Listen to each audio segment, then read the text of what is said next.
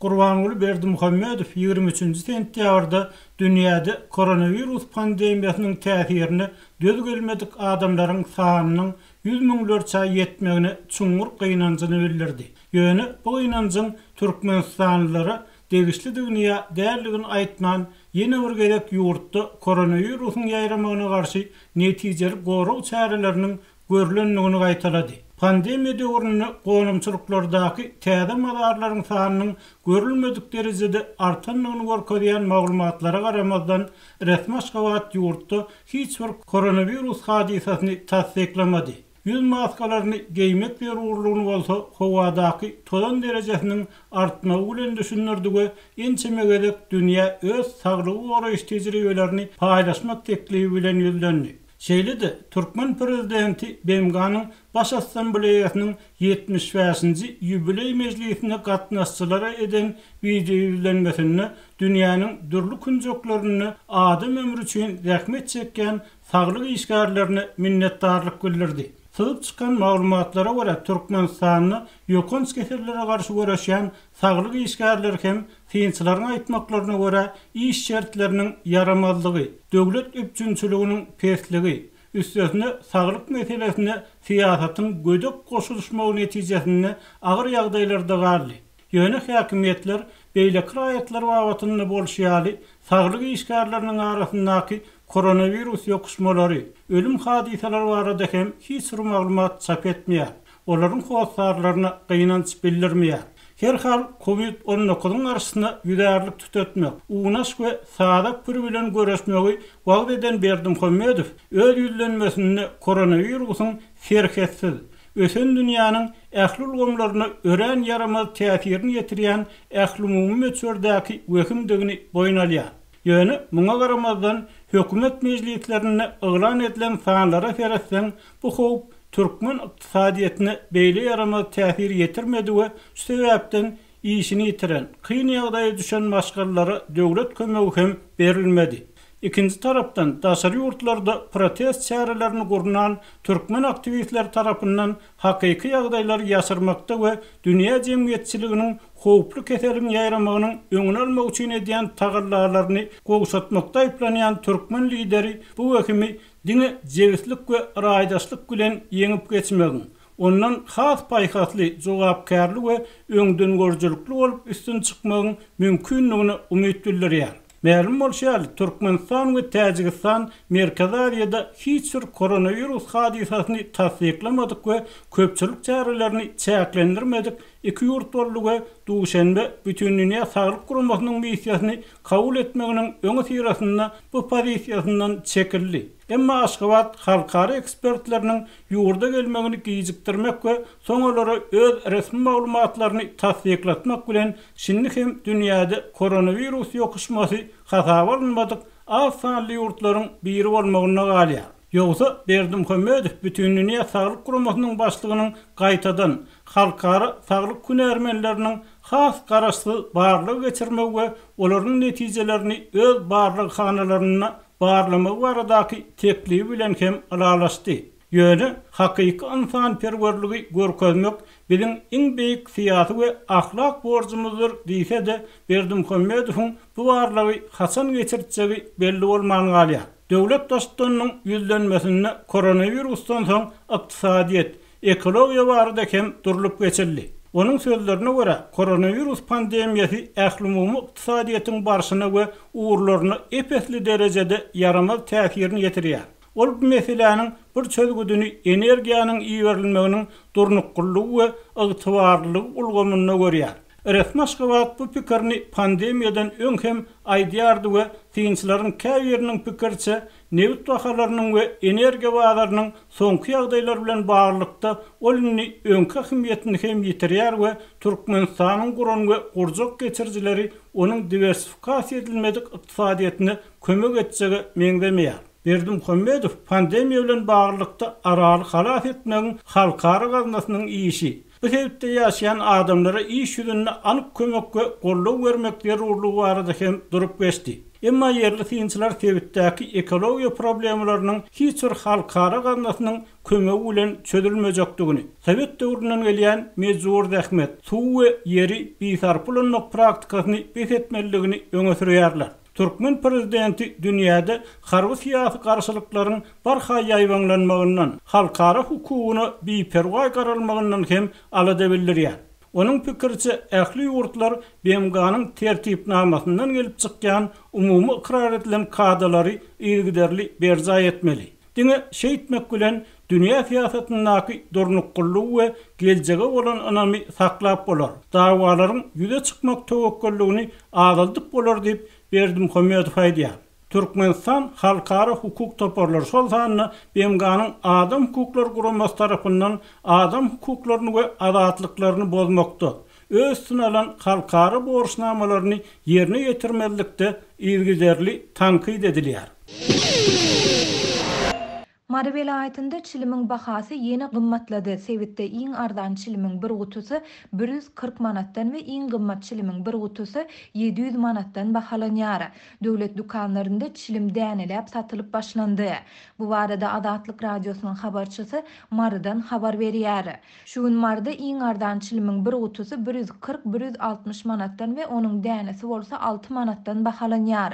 İl arasynda duty free çilimleri diýilip adlandyrylýan çilimleriň bahasy bolsa 500-700 manat aralygynda bahalanýar diýip gizlinlik şertinde söhbetdeş bolan habarçy 23 sentýabrda gurrun berdi. Habarçy hususy dukanlardan çilim satyn almaga maddi mümkinçiligi bolmadyk adamlaryň döwlet dukanlaryna aýlanyp çilim gözleýändigini aýdýar. Ýöne ol çilimiň döwlet dukanlarynyň hemmesinde tapdyrmaýandygyny belläp, käbirinde olaryň däneläp satylyp başlanandygyny aýdýar. Indi hökümet dukanlarynda da çilimiň her bir dänesi 7-8 manatdan satylýar. Adamlar çilimsiz gaty kösenýär. Şu günler adamlar 1-2 däne çilim satyn alsa filtrlerini aýryp çekýärler. Köp adam 30-35 ýyl bäri çilim çekip gelýär. Olaryň arasynda çilimsizlikden syrkawlaýanlar hem bar diýip habarçy belledi. Türkmenistanda 2016-njy ýylyň martynda temmäki önümlerini Türkmenistanyň çägine getirmegiň we söwdasyny amala aşyrmagyň tertibi hakynda karar kabul edildi. Bu karara laýyklykda garamagynaky edara görnüşli taraplaryň üssü bilen çilimiň lomay we bölek satuw söwdasyny amala aşyrmagy, şeýlede temmäki önümleriniň resmi bölek satuw bahalaryny ketgitlemäge diňe Türkmenistanyň söwda we daşary ykdysady aragatnaşyklar ministrligine ygtyýar berildi. Kararyň kabul edilmeginiň ideýany 2016-njy ýylda döwlet dukanlarynda ortaça 3 manatdan satylan çilimleriň bahasy soňky 4 ýylyň dowamında 10 esse gymmatlap 2020-njy ýylda 40 manada yetdi. Şeýlede ýurdun döwlet dukanlarynda çilimiň satuwy wagtal çäklendirildi. Munyň bilen bir wagtda hususy eýçilikdäki dukanlaryň köpüsinde çilimiň açaçan söwdasy dowam edýär. Döwlet dukanlarynda 30-40 manatdan satylýan çilimler hususiýetçilerde 60-70 manatdan bahalanýar. Ýurtda çilimiň söwdasynyň çäklendirilmegi we onuň bahasynyň ýygyderli gymmatlamagy çilim çekýän adamlary temmäki dolap ýa-da dürli otlary guradyp çekmäge mejbur edýär. Adatlyň habarçylary bu barada bir näçe ýyl bäri habar berip gelýärler. Saglyk hünärmenleri munyň çilimden has ýanlydygyny aýdýarlar. Adamlar çilime derek tut, maklura ýapragyny we dürli otlary guradyp çekýärler. Öňköp adamyň öýleriniň diwarlarynda gözden dilden gorasyn diýip ýüzärlik asylgy durýardy. Şu günleri bu köp öýde ýok. Sebäbi adamlar çilimiň ornuna ýüzärligi çekmeli bolandyklaryny aýdýarlar. Hatda olar dolamana gazet ýok diýip otlary okuw depderleriniň kagyzyna dolap çekýärler. Munyň ideýany adamlar öýkenim agyrýar diýip ýatýarlar ýa-da güýçli üsgürüp başlaýarlar diýip marly habarçy aýtdy. Munyň bilen bir wagtda habarçy temmäkiden öndürilýän önümleriň şol sanda mahorkanyň we otlaryň bahasynyň hem ýygyderli gymmatlaýandygyny belleýär.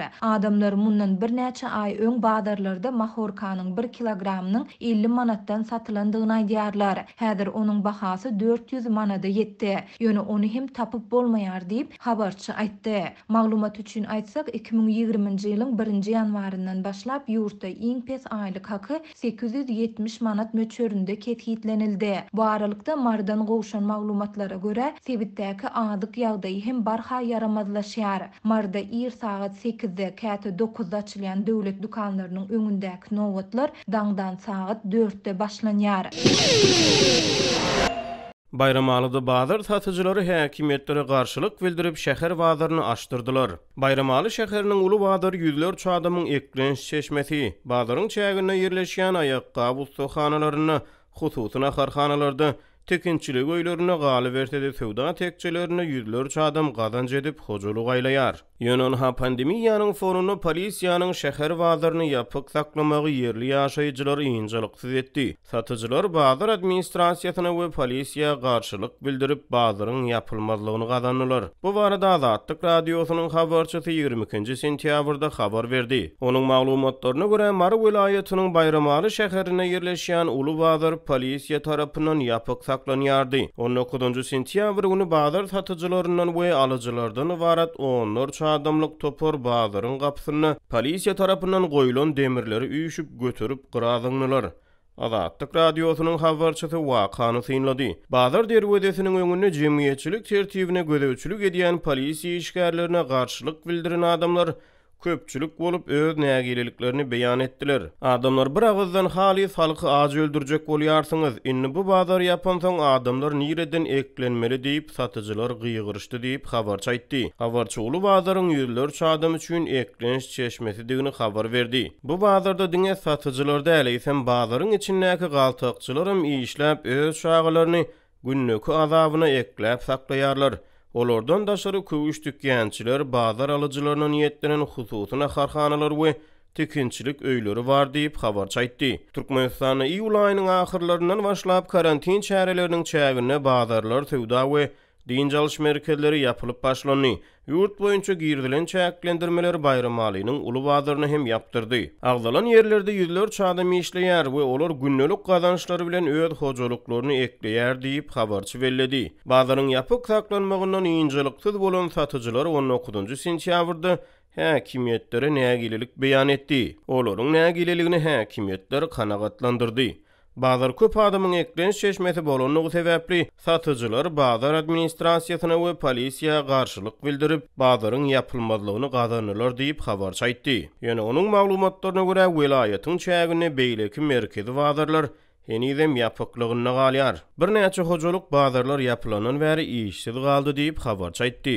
Häkimetler bazarlaryň haçan açyljakdygy barada anyk sene bermeýärler ýöne muňa garamazdan habarçynyň maglumatlaryna görä 19-njy sentýabr güni häkimetler Mar şäheriniň Gök bazaryna gurnulan wagtlyň göçme sowda tekçelerini adam maşyna 2 litrden günebakar ýagynyň satylmagyny guramalaşdyrdylar. Günebakar ýagynyň 1 litri 15 manatdan satyldy diýip habarçy aýtdy. Hususy dukanlarda günebakar ýagy 25-30 manat aralygynda satylýar diýip ol sözüne goşdy. Yerli ýaşaýjylar bazaryň göçme sowda tekçelerine satylan günebakar ýagyny satyn almak üçin nowat emele getirdiler we telefon üstü bilen tanış bilişlerine ýağ sowdasy barada habar berdiler. Döwlet media serişdeleri ýurtdaky ýağytçylygy barada habar bermeýär. Bir salymdan soň nowat uloldy diýip habarçy aýtdy. Onuň maglumatlaryna görä günebakar ýagy nowata ýygnalanlaryň hemmesine däl, diňe käbirlerine ýetdi.